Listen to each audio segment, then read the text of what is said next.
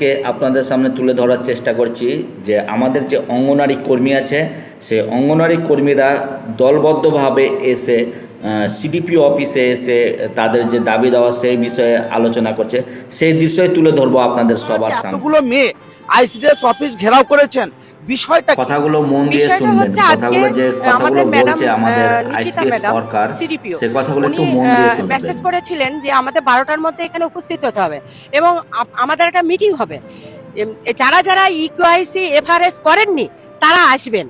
এবার আমরা এটা কেন্দ্র সরকার থেকে রিসেন্ট 1 জুলাই এটা অর্ডার করা হয়েছে যে ইকিউআইসি এবং এফআরএস করতে হবে।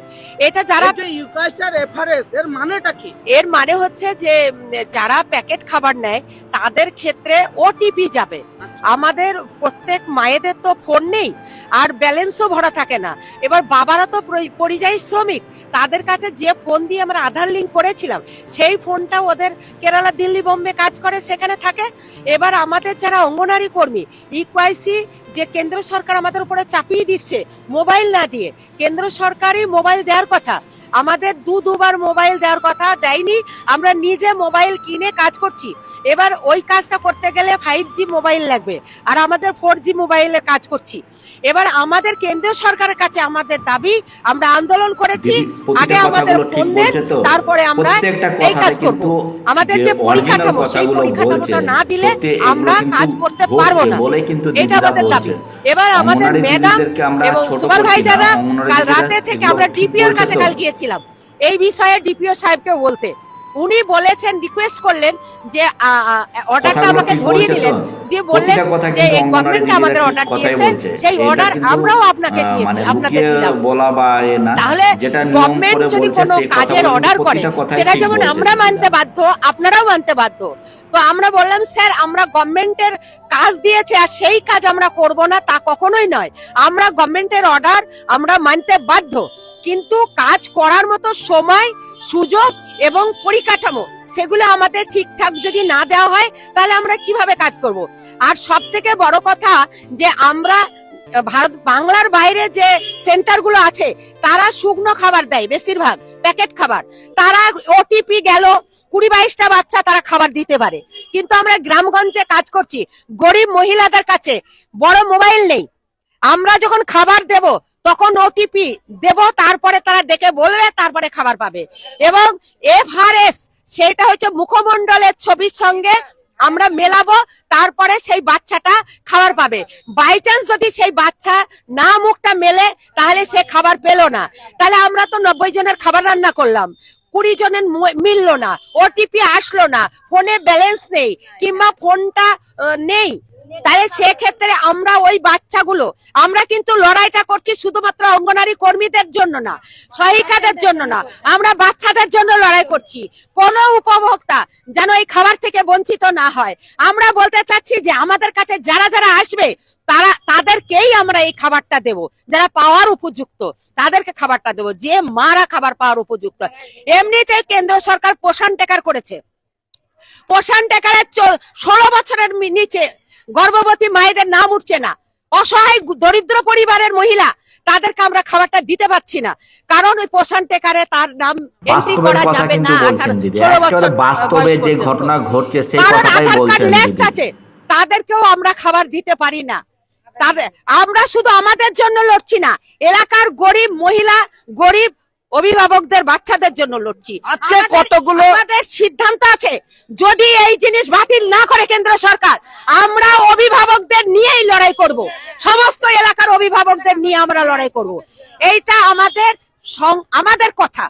এইবার আমরা অফিসে বলছি, আজকে আপনার কতগুলি দাবি নিয়ে অভিযোগ করছেন? শোনেন, আমরা আজকে মিটিং এ ট্রেনিং হচ্ছিল, আমাদের যে সিডিপিও ম্যাডাম তিনি ট্রেনিং করতে করতে আমাদের মেয়েদেরকে হুমকি দিচ্ছে। আর এইতে সমৃদ্ধা ম্যাডাম যিনি মীরা 1 চাঁদঘরের একাংশ দেখেন, উনারা কাল থেকে হুমকি শুরু করেছে। হুমকি দেওয়া শুরু করেছে। আজকে মিটিং এ বলেছে মাইনে কেটে নেব, ওদের অপমান করেছে বিভিন্ন ভাবে। লাস্ট ওয়ার্নিং না করলে বিল কেটে নেবো, মাইনে কেটে নেবো, থ্রেট করছে মেয়েদের। আপনারা জানেন আমরা আইসিডিএস মেয়েরা 9,000 টাকা বেতন পায়, আমরা বাড়িতে কাজের লোক রাখতে পারি না, আমাদের ডিম সবজির বিল অগ্রিম দেওয়া হয় না, এবার আমরা ওর মধ্যে থেকেই কাজ করি। আচ্ছা বলছি, আজকে আপনারা কর্মী এবং সহায়িকা নিয়ে সকলেই কি উপস্থিত হয়েছেন? না, আজকে শুধু আমি বলছি আমাদের এখানে কর্মীরা 6 জন কর্মী এই সিডিপিও ম্যাডামের থ্রেডে এবং হুইপে এবং উনার মেজাজে টর্চারিং এ অসুস্থ হয়ে পড়েছে। একজন হচ্ছে সোমা দত্ত, সে দেবগ্রাম হসপিটালে গিয়েছিল, আর একজন কনকলতা মাটিয়ারি, ও এখন কাটোয়ায় ভর্তি আছে, আর একজন কৃষ্ণনগরে ভর্তি আছে, একজন বহরমপুরে ভর্তি আছে। 6 জন অসুস্থ হয়েছে ওনার থ্রেডের জন্য, ওনার অপমানের জন্য। তার জন্য আমরা এখানে বসে আছি। আজকে মিটিং এ তারা অসুস্থ হয়েছে, অজ্ঞান হয়ে গেছিল। এবার সেই জন্য আমরা আমাদেরকে বলা হয়েছিল যারা একটাও এফআরএস বা ইকেওয়াইসি করা হয়নি সেই সব মহিলাদের আসতে, সেই সব কর্মীদের আসতে, সেই অনুযায়ী ম্যাডাম শেখাক বা ট্রেনিং দেয়, সেই জন্য আমরা এসেছিলাম।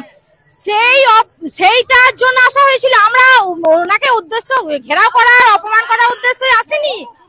সেই জায়গায় আমাদের 6টা মেয়ে অসুস্থ হয়ে পড়ায়, ওনার চাপে টেনশনে উনি বললেন যে মহিলারা নাটক করছে, কর্মীরা নাটক করছে। এই কথাতে আমরা বড় বেদনা পেয়েছি আমরা। আর আগে তো অপমানজনক ব্যবহার করেছেনই। তাহলে আজকে আমাদের ম্যাডাম বলতে চাইছেন যে আমরা প্ল্যান করে এসেছি ওনাকে ফাঁসানোর জন্য, ওই জন্য অসুস্থ হওয়া নাটক করছি। তাহলে যে আজকে আমাদের কর্মীগুলো হসপিটালে ভর্তি রয়েছে, তারা কি ডাক্তাররাও কি নাটক করছে? হ্যাঁ, ডাক্তাররাও কি নাটক করছে? এখন আপনারা কি চাইছেন? আমরা চাইছি আমরা সমস্ত কাজ করব, কেন করব না? সরকারি অর্ডার আসছে পরপর আমরা কাজকে ভয় পেয়েছি, পরপর করেই গেছি, সবকিছু করব, কিন্তু আমাদেরকে সময় দিতে হবে বা ব্যবহারটা ঠিক করতে হবে। আমরা বাড়িতে যেমন আমাদের মা বাবা স্বামী গার্জেন রয়েছে, এখানে আমরা অফিসে সুপারভাইজার আর সিডিপিও ম্যাডামকে আমরা গার্জেন মনে করি। সেই গার্জেন হিসাবে আমাদের সাথে ব্যবহার ঠিক করুক, আমাদেরকে ব্যবহার ঠিক করুক। তাহলে আপনাদের মেন কয়টা দাবি নিয়ে আজকে এখানে উপস্থিত হয়েছিলেন? আজকে তো আমরা ওই এফআরএস আর ইকেওয়াইসি টা শিখতে এসেছিলাম, ঘটনা চক্রে আমাদের এরকম করতে আমরা বাধ্য হয়েছি। কথাগুলো মন দিয়ে শুনবেন, কথাগুলো বলছে আমাদের আইসিডিএস সরকার, সেই কথাগুলো একটু মন দিয়ে শুনবেন। আমার নাম নমিতা দাস। কি করেন? আমি কর্মী, আইসিডিএস কর্মী, অঙ্গনওয়াড়ি কর্মী। তো আজকে এই যে 300 মেয়ে আপনারা জমায়েত হয়েছেন, এর সঙ্গে কি অভিভাবকরা, তারা বাচ্চাদের অভিভাবকরা? বলছি না, আমরা তো একান্তই আমাদের কাজটা ম্যাডামের কাছে শিখতে এসেছিলাম, সেই সূত্রে তো ম্যাডামের অপমানজনক ব্যবহারের জন্যই তো আমরা এরকম করতে বাধ্য হলাম, এই জায়গায় পৌঁছে গেলাম।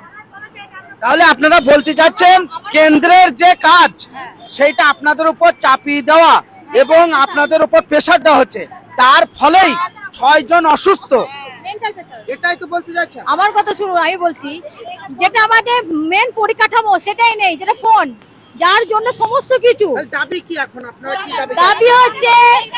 দাবি হচ্ছে ফোন, প্রথম দাবি ফোন, দ্বিতীয় সম্মান, তৃতীয় মানে কোনো পরিষেবা ঠিকঠাক নেই। রান্না যেখানে হয় সেইখানে সেট ঠিক নেই, প্রথমবার ভিডিও থেকে ট্রিপল চেয়ে নিয়ে গেলাম ভিডিও সঙ্গে, প্রত্যেকটা কথাতে কিন্তু অরিজিনাল কথাগুলো বলছে, সত্যি এগুলো কিন্তু ঘটছে বলে কিন্তু দিদিরা বলছে। অঙ্গনওয়াড়ি দিদিদেরকে আমরা ছোট করছি না, অঙ্গনওয়াড়ি দিদিরা এগুলো ঠিক বলছে তো। আর সম্মান কি শুধু ওনাদেরই আছে? আমাদের সম্মান নেই, আমাদের কত সিটিজেন আছে, তাদেরকে তুই তো কারি কথাগুলো ঠিক বলছে তো, তাদেরকে সম্মান দিয়ে প্রতিটা কথা কিন্তু অঙ্গনওয়াড়ি দিদিরা ঠিক কথাই বলছে। এটা কিন্তু মানে লুকিয়ে বলা বা যেটা নিয়ম করে বলছে সেই কথাগুলো কিন্তু প্রতিটা কথাই ঠিক বলছে। তাহলে অভিযোগ আইসিডিএস এর যে সুপারভাইজার এবং সিডিপিও দুইজনের পক্ষেই আপনাদের অভিযোগ? হ্যাঁ, দুজনের। কেন কিছু সুপারভাইজার, সব সুপারভাইজার বলবো না, কিছু সুপারভাইজার মানে ব্যবহার খুব খারাপ, বাড়াবাড়ি। আমার নাম মন্দাকিনী দত্ত, মাটির জিপি।